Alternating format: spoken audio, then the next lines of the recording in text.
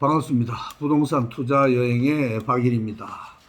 여러분들도 잘 아시겠지만은 7월 달에 농지법이 강화되었죠. 강화됨으로 인해서 일반 투자자들이 상당히 고민을 많이 할 것으로 생각을 합니다. 따라서 오늘은 농지 투자와 산지 투자 어느 것이 좋을까? 만약에 여러분들이 농지 투자와 산지 투자를 할 때 기본적으로 반드시 알아두셔야 할 내용을 가지고 말씀을 드리고자 합니다. 따라서 여러분들 꼭 이 강의 내용을 반드시 어느 정도 습득한 후에 투자에 임하시기 바랍니다. 잘 아시겠지만 전답과수원의 지목을 가진 땅을 우리가 묶어서 농지라고 하죠. 우리나라 국토에서 농지가 차지하는 비율은 대략 한 20% 정도 차지합니다. 물론 임야는 약 한 60% 정도, 65% 정도 차지하죠. 합치면은 우리나라 전국토의 85%가 농지나 임야가 되는 거죠. 좀 더 세부적으로 우리의 지목이라는 게 있죠. 지목은 28가지가 현행법상에 규정되어 있습니다.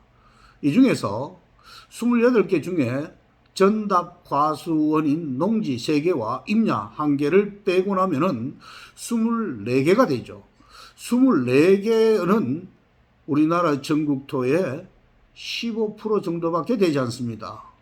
이 15% 중에서 도로라든가 하천이라든가 제방 이런 거 쓸모없는 땅을 빼고 나면은 실질적으로 개발하고 투자할 수 있는 땅은 농지와 임야밖에 없다라고 생각하시면 되겠습니다. 아울러서 농지에 관하여서는 기본적인 법이 농지법입니다. 아울러서 농업 기반 시설이나 농어촌 관광 등을 지원하는 농어촌 정비법 등이 있죠. 아울러서 임야의 기본법은 산지관리법이 있습니다. 아울러서 산림자원의 조성 및 경영에 관한 법률이 있죠. 물론 이 이외에 산지와 관련된 구규림이라든가 휴양림과 관련된 법률은 별도의 법을 적용받도록 되어 있습니다. 한마디로 까다롭게 되어 있다 이렇게 보시면 되겠습니다. 자, 이처럼 농지와 임야는 활용도와 개발 대상 측면에서 많은 차이가 있습니다. 농지는 농사를 짓는 목적 외에도 잘 아시겠지만 전원주택이나 또는 관광농원이나 주말 농장이라든가 유실수 재배 등에 적합하죠. 그에 비해서 임야의 경우에는 수목이 울창한 산지로 형성되기 때문에 버섯 재배라든가 약초 재배라든가 관상수 식재라든가 또는 조림 사업 등과 같이 임업 생산과 같이 수목원과 자연 휴양림 등 휴양시설로도 적당하죠. 물론 우리 주변에 보면은 민가와 좀 떨어진 곳에서는 흑염소를 키우는 경우, 물론 흑염소와 닭도 키우는 경우도 있더라고요. 또는 양계장, 꿍이나 이처럼 양계장을 하는 경우도 있습니다. 그 이외에 잘 아시겠지만 우리 주변에 소규모의 단지가 있죠. 우리가 흔히 말하는 농공단지라고나 할까. 소규모 단지에 있는 공장이라든가 창고, 연수원, 박물관 등을 건립하기에 좋은 것은 거의 다가 임야에 들어서가 있다는 것도 알아두셔야 됩니다. 이처럼 일반인들의 투자 가치로서 농지와 임야는 한마디로 어느 것이 꼭히 좋다라고 말씀드리기는 어렵습니다. 이처럼 개인 투자자의 입장에서 좀 더 말씀드릴 것 같으면은 농지는 대다수 규모가 면적이 적죠. 따라서 규모가 적기 때문에 개발이 용이하다 이렇게 볼 수 있고, 면적이 적기 때문에 소액 투자라도 가능하죠. 아울러서 농지는 주말 농장으로 쓰거나 농가주택이나 또는 전원주택을 짓기에 편리하고 귀농하는 분들에게는 일단 손쉽고 친숙하게 정착할 수 있다는 큰 장점이 있습니다. 반면에 임야는 대체로 농지에 비해서 가격은 사죠. 가격은 삽니다. 그런데 문제는 면적과 규모적인 면에서는 크죠. 크기 때문에 실제로 들어가는 비용은 작지 않죠. 따라서 이 외에도 통상 임야의 경우에는 아무나 쉽게 접근할 수가 없다라는 것이 문제인 것입니다. 개발에 관련된 규제도 많기 때문에 개인이 쉽게 접근하기 어렵습니다. 따라서 임야는 기업체의 대규모 개발에 투자 대상이 되고 있죠. 나아가서 개인의 경우에는 상속용 투자 대상으로 적합한 것이 바로 임야라고 보여집니다. 그런데도 기획부동산을 통해서 일반 개인들이 임야를 구입하는 것을 보면은 한마디로 어처구니가 없습니다. 알고 뭔가 투자를 해야 되겠죠. 임야 개발에 있어서는 산지 전용에 있어서 특히 개발 대상 임야의 경우에는 경사도라든가 고도 제한이라든가 또는 임목 본수도 등 산지 전용 심사 기준이 매우 까다롭기 때문에 개발이 쉽지 않습니다. 다만 개발 부담금, 개발 비용에 대해서는 잘 아시겠지만 농지의 경우에는 농지 전용 부담금이 있죠.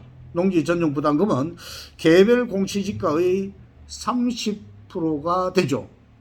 제곱미터당으로 보면은 산지 전용을 할 때 부과되는 대체 산림 자원 조성비에 비해서는 농지 전용 부담금이 훨씬 많습니다.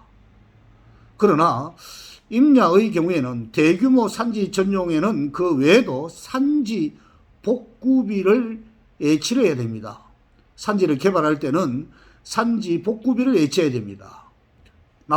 아울러서 개발 부담금 부과도 적용받습니다. 또한 환경영향평가 시행 등의 부담이 따라오게 되어 있습니다. 일반인들은 이런 내용을 거의 모르고 있죠.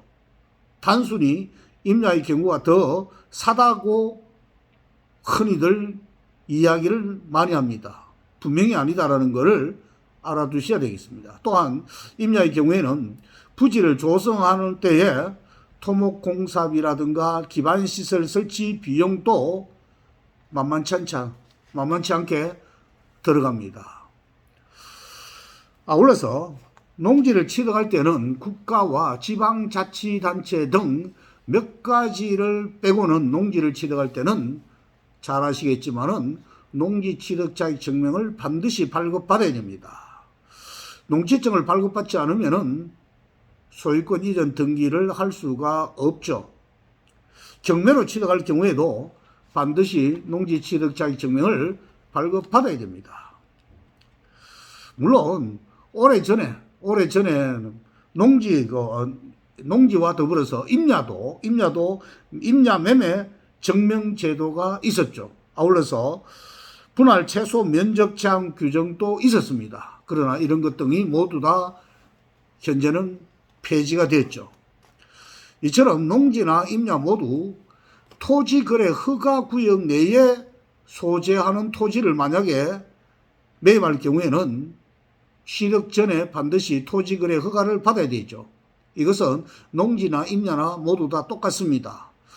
허가 조건으로서는 외지인의 경우에 모두 구입자의 전 세대가 주민등록 이전에서 6개월 이상 실제로 거주해야 허가를 받을 수 있는 것은 농지나 임야 모두 똑같습니다. 아울러서 농지의 경우에는 농업 경영 목적, 임야의 경우에는 산림 경영 목적이라는 실수요자 조건도 모두 다 똑같습니다. 그러나 취득할 수 있는 주체로서 농지는 법인이나 농업 경영을 하려는 개인 또는 농업법인과 같이 특수한 목적을 가진 법인만 농지를 소유할 수 있도록 규정되어 있습니다. 영리를 목적으로 하는 상법상 주식회사 등과 같이 일반 법인은 농지를 취득할 수가 없도록 규정되어 있습니다. 그러나 임야는 주식회사 등 일반 법인도 제한 없이 취득할 수가 있습니다. 아울러 농지와 임야 모두 취득할 수 있는 면적의 상한선은 규정이 없습니다. 자, 그 다음으로 농지와 임야를 만약에 소유할 때에 사후 관리의 의무에서 차이가 있습니다. 이 또한 알아두셔야 되겠죠. 농지 취득 이후에는 농업 경영의 사후 관리 의무가 따르게 됩니다. 우리가 이것을 흔히 작용 의무라고 말하고 있죠. 작용 의무를 위반할 경우에 이행 강제금과 강제 매도 절차가 따라가게 됩니다.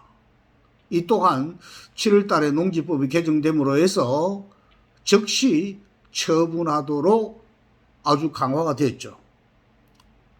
자, 물론 임야도 마찬가지입니다. 임업 경영 의무가 따르게 됩니다. 그러나 농지만큼 까다롭지 않다라는 것이 하나의 특징이라면 특징이라고 볼 수가 있습니다. 결국은 산지가 사후 관리가 훨씬 규제가 덜하다, 수월하다 이렇게 이해하시면 될 것입니다.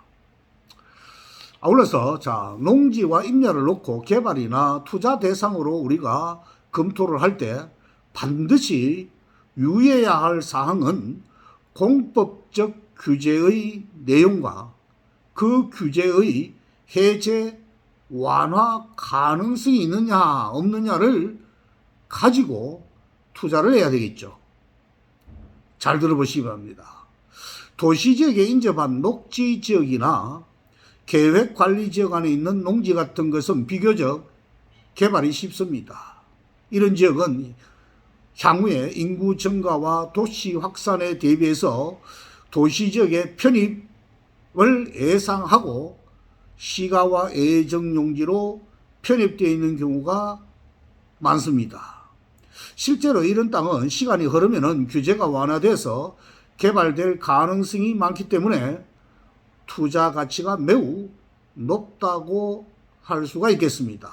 반면에 광역시 주변의 그린벨트 내에 있는 임야는 국가의 특별한 정책 목적 외에는 개인적인 개발이 제한되어 있다고 생각하시면 되겠습니다. 그린벨트 임야와 상수원 보호구역이라든가 보안림이라든가 자연공원, 백두 대감 보호구역 등은 거의 모두가 공익용 산지로서 보전산지로 지정되어 있다고 이해하시면 되겠습니다. 이와 같은 내용을 확인하기 위해서는 반드시 토지이용계획 확인원을 발급받으면 확인할 수가 있습니다.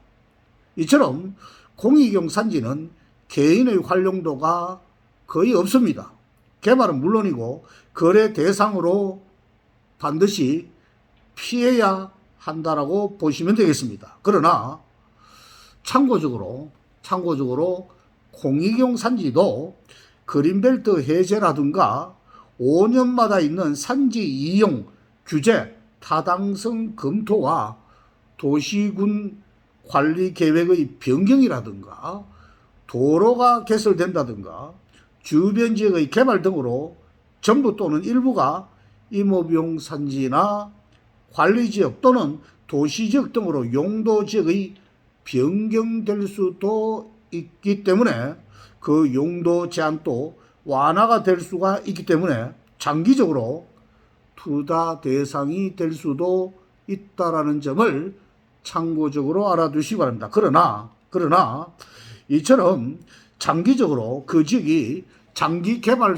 가능성이라든가 변경 완화 가능성 등 투자 타당성에 대한 세밀한 검토가 절대적으로 필요하다고 생각합니다. 따라서 산지 투자를 할 때에는 세밀한 검토 후에 투자에 임해야 된다라는 점을 반드시 기억하시기 바랍니다.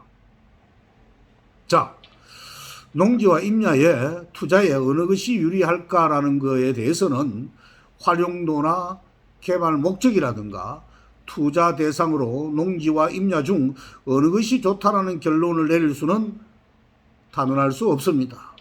그것은 토지를 구입하는 사람의 목적에 따라서 달라질 수밖에 없기 때문입니다.